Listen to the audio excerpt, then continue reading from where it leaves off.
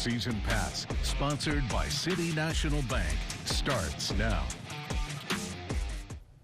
Good evening and welcome into Season Pass. I'm your host, Brian Cunningham. This is officially my favorite day of the week. The next half hour, a full recap from Week 6 of the high school football season with scores and highlights from across the Concho Valley. Plus, we're going to check in on Angelo State athletics as well as a look around the country with what's making top sports headlines from this past week. And we're going to get started in our very own backyard, the Lakeview Chiefs.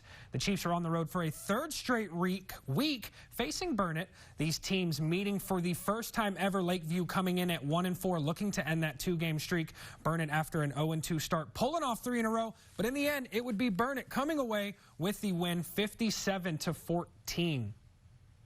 The Wallhawks entered Friday night on a 3-game winning streak, but that streak is one of a kind. Our very own Griff McClellan had a chance to catch up with head coach Craig Slaughter and some of the senior athletes over at Wall leading up to this week, leading up to Week 6.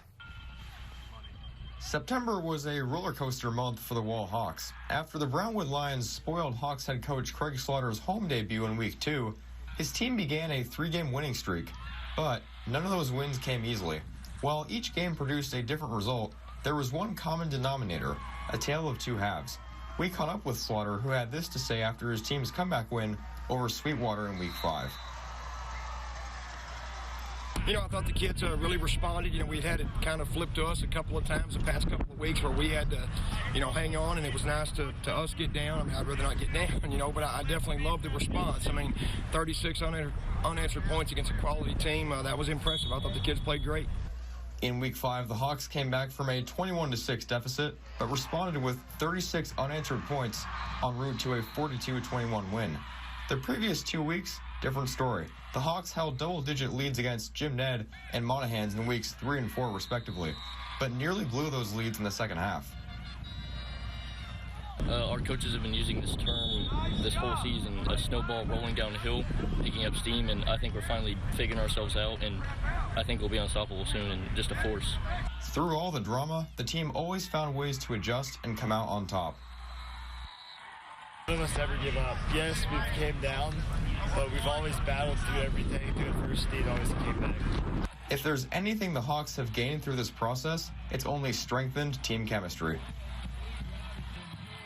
I really think we have a good chemistry, and whenever we come out on, whenever we're behind, we go to each other, and we just make sure that we're going to do the best that we can. The team chemistry, I think, is at an all-time high. I mean, this team, the chemistry we have, the brotherhood, I mean, it's amazing. I mean, nobody's over anybody. It's a family. Everybody's having a great time. I mean, I think that's what really is the biggest impact we have on the games is our ability to play together. Let's get you to those highlights. Both teams enter this matchup 4-1 Idalou winners of the last 2 meetings. Hawks with the ball to start. First drive moving down the field, and under 2 minutes on this drive, they're going to see a strike from Landing York to Robertson, 7-0 game. Idalou with the ball this drive, looking to answer, screen pass to Jensen Davis. He does the rest here, and Idalou's going to tie it up in the first 7-all. A few drives later with the power run into the end zone to extend this lead, 14-7. Wall with the ball once again, another short yardage score, 21-7 now, and minutes left before half. This is what you don't want from Idalou, and they are going to connect here on a monster touchdown to go up 27-10. And after a Hawks interception and then turnover the next play, Idalou had one final chance to get points before half, but came up short 27-10 at half, and Wall would walk away with the win 33-10 despite a 6-turnover night. TLCA San Angelo and Grape Creek have established a decent rivalry for nearly a decade. These teams going head-to-head for their 9th straight year. Grape Creek celebrating its homecoming fans, band loving every minute of it on Friday night. Grape Creek is going to be off to a fast start already, 12-0 in the first quarter, but they were far from done. We go to Lane Kleisner here with the end-around 2-point conversion, 20-0. Grape Creek still in the first, 1:46 to go. Braley Woods drops back, and guess who else? Kleisner again, 28-0. The route is on. TLCA trying to make something up here, but a high snap is fumbled. Josiah can't handle it, and the Grape Creek Eagles are back in business. Grape Creek trying to capitalize on the good field position, and they do just that. Anthony Saavedra trots into the end zone, evading tackles. 34-0 in favor of the home team. What a way to celebrate homecoming weekend. It was all Grape Creek on Friday night, sending the fans home happy with a 74-0 win. Coming up next on Season Pass, we continue our coverage of high school Concho football across the Concho Valley. Class 2A is up next. When we return, don't go anywhere. This is Season Pass.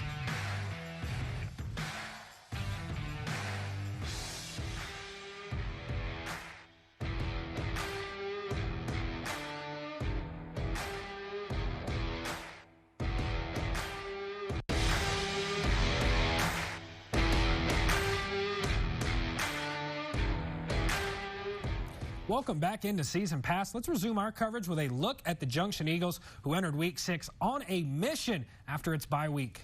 Head coach Scott Freeman and his team are feeling recharged and ready to bounce back after falling to Mason 2 weeks ago. Junction's greatest advantage this season has been its full starting lineup returning, which gives the team an edge and experience come district play. Despite the 35-12 loss to Mason, the Eagles' mindset has not changed. Coach Freeman has said his players didn't dwell on that loss, but used the bye week to reset both mentally and physically going into Friday's matchup versus Rock Springs. Well, I think we have to execute. That's number one thing. I think if you look at the loss we had, execution at times just wasn't there, and so that's one thing. Start fast. The first drive, let's go out there and let's do what we do. Let's be a physical running football team.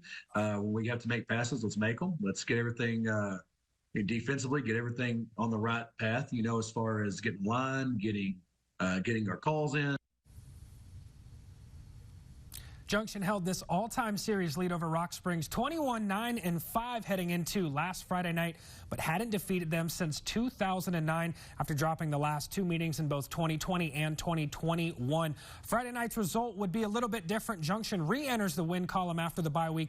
Final score 76-0 all Junction, and what a way for Junction to bounce back with a commanding blowout win. What makes Friday night football games such a special occasion in the Concho Valley? We asked fans across the region who all agree that it's a unique atmosphere unlike anything else.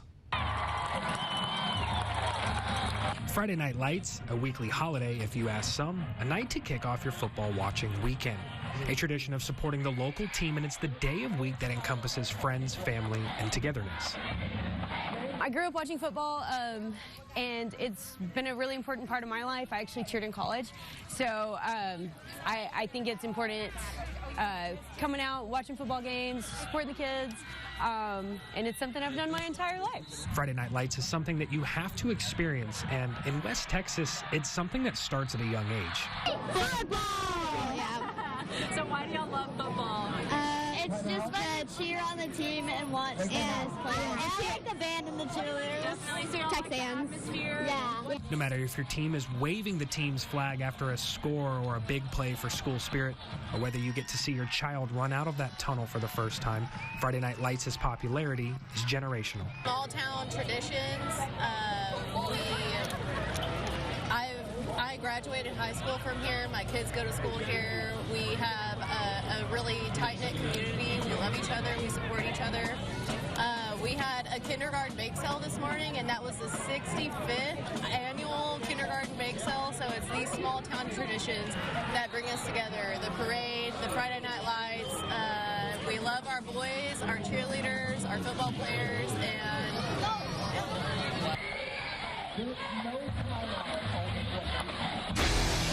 Coming up next on Season Pass, we continue our coverage of high school football. Class 1A is up next when we return, featuring a matchup that has already happened 102 times in its history, the Coke County rivalry. Don't go anywhere. This is Season Pass.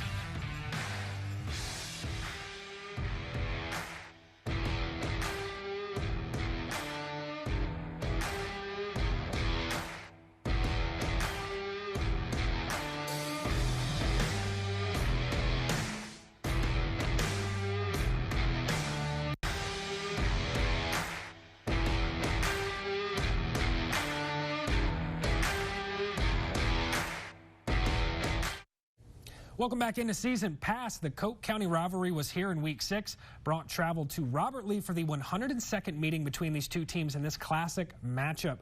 Robert Lee narrowly holding the overall lead in this series, 49-48-1. First quarter action, 2:34 to go. Steers already up 8-0, but their lethal offense strikes again. Running back Jackson Tavares punches it in, 14-0 Robert Lee. Brought trying to get on board, but Robert Lee says no way. Joel Pena loses his footing and gets stopped inside the 5-yard line. Second quarter, Tavares pitches it to Brenner Sherwood, who goes all the way for the touchdown. 22-0 Steers, and the dominance would continue throughout the remainder of this one. Bront only managing to score 8 points on the night. Final score, Robert Lee 54, Bront 8. Erie and County facing May for their 5th straight year, but May came in holding the all-time series lead at 3-1 and coming into this game undefeated at 5-0 on the season. Erie and County desperately needing to bounce back after last week's big loss, 53-6 at home. Unfortunately, not much different on Friday night. The score at the last check, 78-36, and it would finish 84-36 final. The very best Falcons entered Week 6 4-0, averaging 68 points a game. Friday night, they hosted Noose's Canyon. These two teams entered Friday night with having only met twice in their history, the first meeting coming in 2018. 3:23 remaining in the first. AC Nadivad pitches it back to Bryce Martin, who cuts it to the left, does what he's done all season, tips toes into the end zone to draw first blood. 8-0 Falcons. Second quarter, Hunter Tucker taking it to the house now. 15-0 very best as they continue to rack up points like we've seen every game so far. Third quarter, Falcons in control, cruise control at that. Defense also making an impact. Colton Schwartz picks up the fumble, returns it for 6. Very best showing, no mercy. Tucker again, who gets the handoff and just walks into the end zone this time. 30-0 Falcons. Very best celebrates homecoming with another big win. Final score 54-0. Water Valley traveled over to Rankin, taking on the Red Devils. Rankin leads this all-time series lead at 15-5. However, things changed on Friday night. Week 6 marked the first time meeting between these two teams since 2017. But Water Valley by a final score of 59-14 on the road, winning back-to-back games for the first time this season. Now 3-2 on the year. Baird visiting Eden on last Thursday night. The Bears held the all-time advantage coming into last Thursday night, leading the rivalry 4-2. This season, these squads are evenly matched. The Bears came in 4-1, while the Bulldogs were 3-2. This one turned out to be high scoring in this game, with the Bulldogs sending home the crowd happy with a win, 44-42. The Menard Yellow Jackets brought a 3-game winning streak into Week 6, outscoring opponents 144-25 in those games. But last Friday night, Menard hosted the Laredo St. Augustine Knights, and there was a malfunction on a website. The last score at final update was 1-0 with a possible cancellation. Another Thursday night matchup saw the Paint Rock Indians head to Stevensonville to face the three-way Braves. This one was never close. Paint Rock gets blown out 53-6, still searching for that first win of the season, now falling to 0-5. Blackwell entered this past game last night looking for their first win of the season. They played host to the Panther Creek Panthers, also looking for their first win. The Panthers hold the overall record at 6-13, with Blackwell winning the previous 4 matchups. And you can add last night to the score as well. Blackwell gets their first win of the night, 5 in a row against, 61-0 on this score via the mercy rule. Coming up next on Season Pass, Angelo State Athletics is up next. I'll have the latest scores and highlights when we return.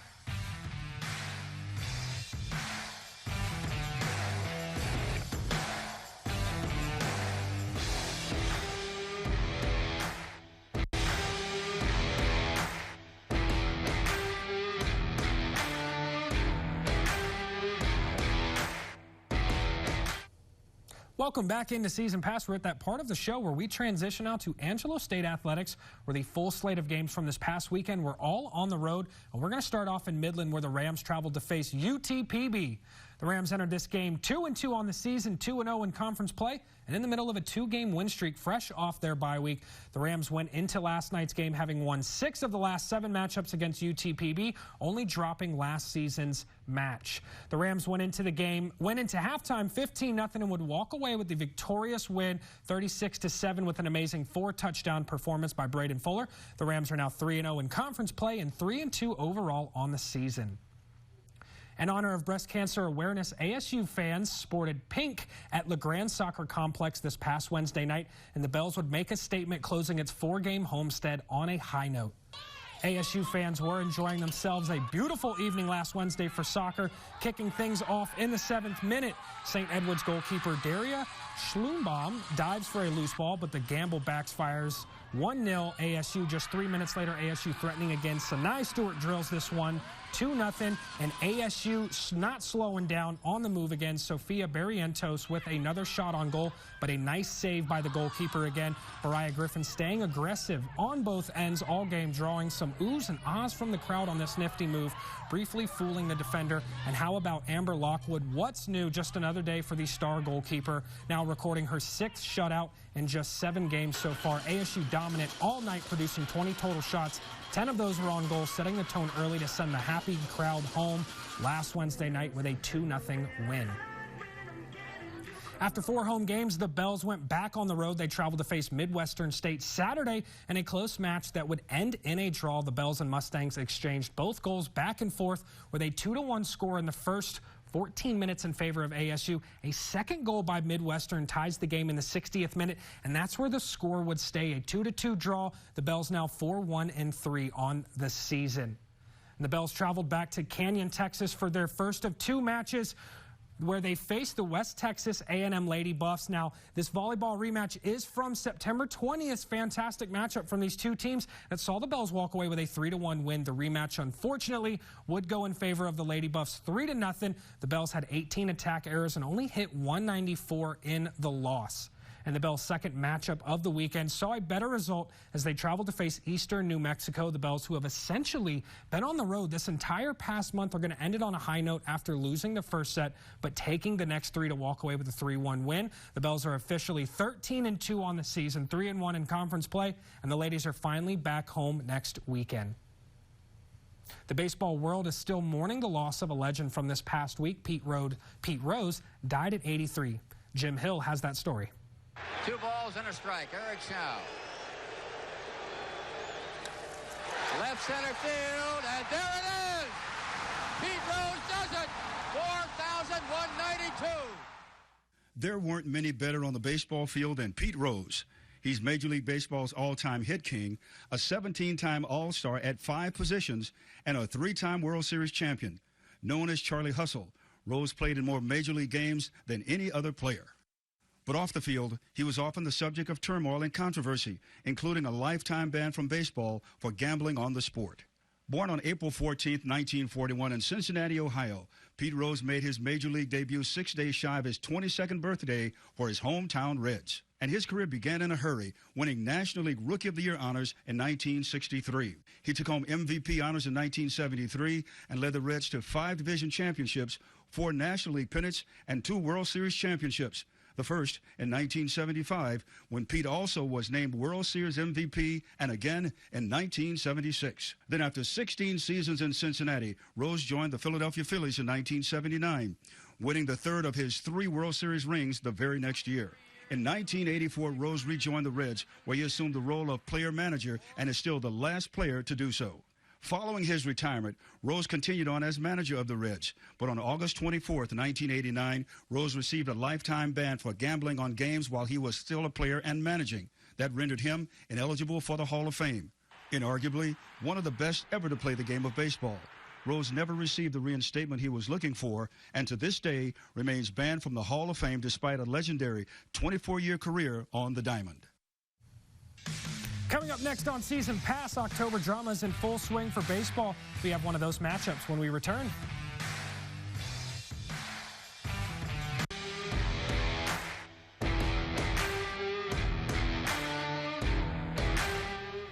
The MLB playoffs are underway, and October's drama is officially in full swing. Ryan Hughes has that story.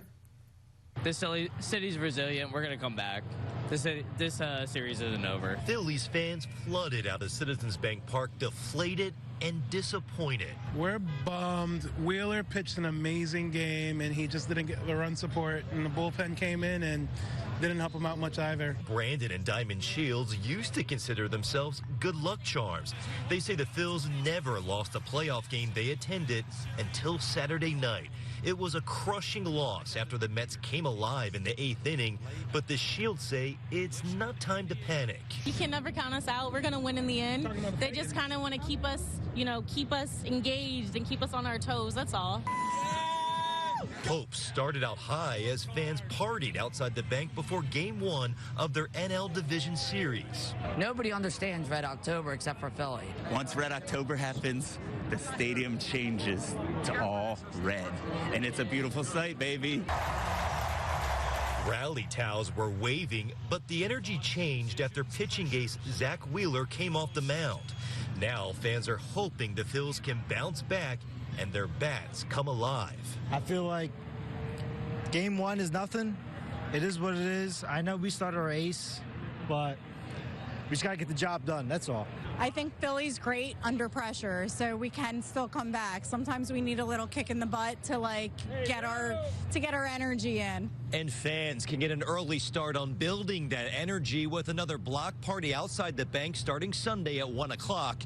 And the team will be giving away more of those rally towels at the gate. In South Philadelphia, Ryan Hughes, CBS News, Philadelphia. For this week's Player of the Week, I was given another tough choice. This week's Player of the Week is Junction's very own running back, number 11, Aiden Cardwell. Aiden put up an all-around great effort through 3 phases of the game on the ground, through the air, and on special teams, and he only played 1 half of football, and that helped the Eagles in their blowout win 76-0 over Rock Springs on Friday night. Great game, Aiden. And that is going to wrap up another week of Season Pass. I can't believe it's over already. You can check out all our content on the Concho Valley homepage, and you can also follow us on Twitter at KLST Sports. Make sure you use that hashtag Season Pass to stay in the conversation. As always, it's never goodbye. It is just until next week. Thanks for hanging out. I'm Brian Cunningham. Good night, Concho Valley. Thank you for watching Season Pass, sponsored by City National Bank. For more in-depth stories, scores, and highlights, head to ConchoValleyHomepage.com. Today's stories, visit ConchoValleyHomepage.com. Closed captioning for the hearing impaired is sponsored by the Law Office of Rick DeHoyos.